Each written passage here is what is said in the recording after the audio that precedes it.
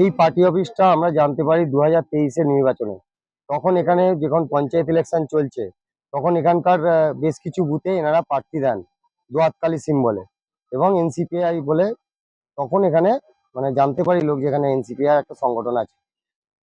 আর এই ভদ্রলোক যিনি উত্তীয় কুণ্ডু, তিনি এখানকার এই সংগঠনটা চালান এবং এখানে গরিব যে সমস্ত মহিলারা আছে তাদেরকে একত্রিত করে, তাদেরকে এটা ওটা দেওয়ার একটা প্রলোভন দেখায়, দেখে এইভাবে সংগঠনটা চালিয়ে যাচ্ছিলেন। আর হঠাৎ আমরা কালকে রাত্রিরে জানতে পারি যেখানে যারা বিক্ষুব্ধ টিএমসির যে সমস্ত এমএলএ এমপি আছে তারা নাকি এখানে ওনার সঙ্গে যোগাযোগ করছেন বা এখানে একটা হেড অফিস হওয়ার চিন্তা ভাবনা আছে। এটাই খবর পেয়ে আমরা এখানে আজকে এসেছি। না, তো একটা এনজিও চালাতো, এনজিওর নাম করে, এবার ভেতরে কি হতো তো আমরা তো জানি না। দল বলতে বিজেপি করতো, আমরা যতটা জানি। না বিজেপি না প্রকাশ্যে করতো না, এমনি দাঁড়িয়েছিলেন। হ্যাঁ এরকম। হ্যাঁ হ্যাঁ। আর এমনি যে দলটা এনসিপিআই, সেই দলটায় কি কখনো মাঠে ময়দানে নেমে লড়াই করতে? না না, এরকম কোনো কিছু দেখিনি। পঞ্চায়েত ইলেকশনে লড়েছিল কিন্তু এরকম বাইরে কোনো প্রচার বা এইসব আমরা দেখিনি। মানে তৃণমূলের পক্ষে বা বিপক্ষে কখনো কি মাঠে ময়দানে নেমে লড়াই করতে পেরেছে? না না, মাঠে ময়দানে নেমে লড়াই।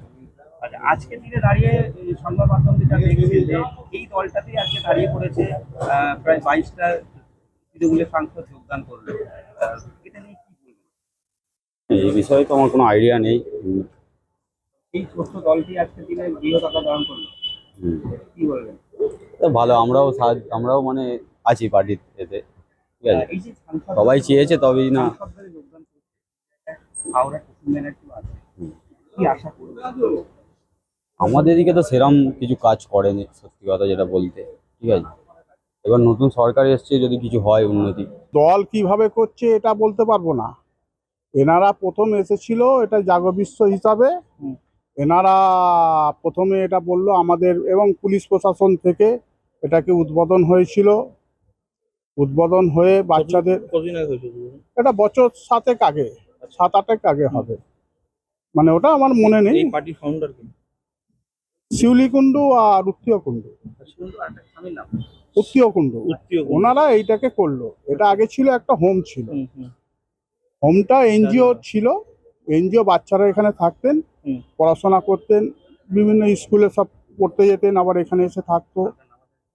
তা হতে হতে তারপরে এনারা লিজে নিলেন। লিজে প্রথম যখন নেন, উত্তীয় কুণ্ডুর সঙ্গে আমার খুব ভালো সম্পর্ক, এবং ওনারা ওই আধার কার্ড উদ্যোগ, উত্তম উদ্যোগ, তারপরে এইসব কাজগুলো ওনারা করতে থাকলেন। তারপরে এখানে পুজোর সময় মেয়েদের শাড়ি বিতরণ, একটা করে দিওয়ালির সময় একটা করে ল্যাম্প দিতে থাকেন।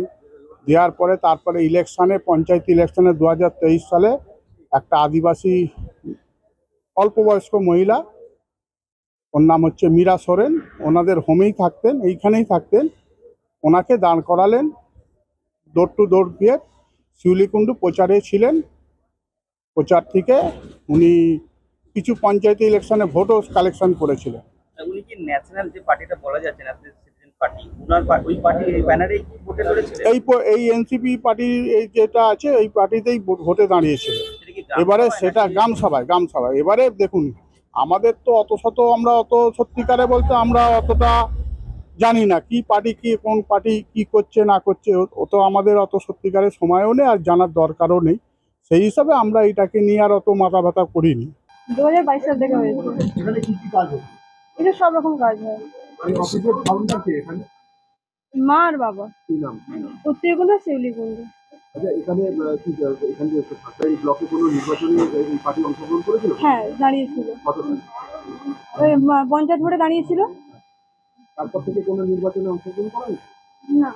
আসল কথা, আমার ছেলে তো ঠিক রাজনীতির ছেলে নয়, ও একটা খুব ভালো স্কলার ছেলে, খুব পড়াশুনোয় ভীষণ ভালো। রানাঘাটে এক সময় মানে অঙ্ক বলতে উত্তীয় বলতে অঙ্ক।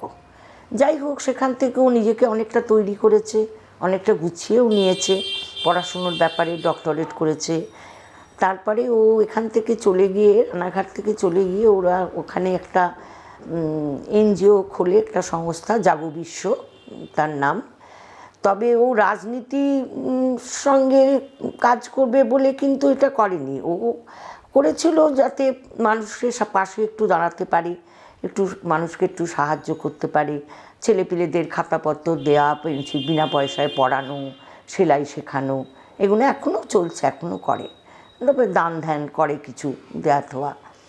তবে এই রাজনীতিতে আসার পর থেকে ও ভেবেছে যে রাজনীতির মধ্যে দিয়ে যদি কিছু মানুষের পাশে এসে আর একটু ভালো করে দাঁড়ানো যায়, সেই জন্যে ও এসেছে রাজনীতিতে। আমাকে বলেছিল যে মা, আমি একটা এরকম দল তৈরি করছি, তা তুমি আমাকে আশীর্বাদ করো। আর ঠিক আছে বাবা, আমার তো আশীর্বাদ সবসময় তোমাদের সঙ্গে থাকে, তা তুমি বড় হও, তোমার সব কাজে আমাকে পাবে পাশে, বড় হও, মানুষ হও, আর যে কাজটা করছো সেটা যেন দেশের দশের সকলের মঙ্গলের জন্যে কাজ করবে।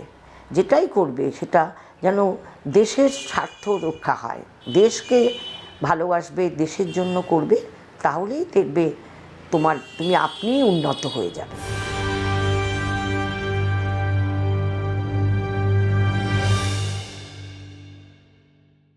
ফলো করুন সংবাদ প্রতিদিন ডিজিটাল।